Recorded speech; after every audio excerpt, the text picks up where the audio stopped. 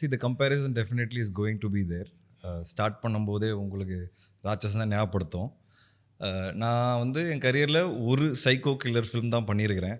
But என்னை take பண்ணிட்டாங்க, இந்த மாதிரி படங்கள் இவர் நல்லா பண்ணுவாருன்னு. ஸோ அது it's a very difficult take to break. And நான் வந்து அது உடைக்கணும்னு தான் ரொம்ப ஆசைப்பட்டேன். ஏன்னா இல்லைனா இனிமேல் என்னால் இந்த மாதிரி படமே பண்ண முடியாது, சைக்கோ கில்லர்ஸ் பற்றி படமே பண்ண முடியாது, இல்லை போலீஸ் இன்வெஸ்டிகேஷன் பற்றி படமே பண்ண முடியாதுன்னு I started feeling that after Ratsasan. And I realise இல்லை, I have to break this. ஏன்னா அதை தாண்டி ஒன்று பண்ண முடியணுன்றது அது ரொம்ப கடுமையான ஒரு வேலையாக. எஸ், அதை தாண்டி பண்ணணும், அது ஒரு சேலஞ்ச் வந்துடுது. Are at least do something different and unique so that comparison is automatically broken. இதுதான், this are the two ways to go about it.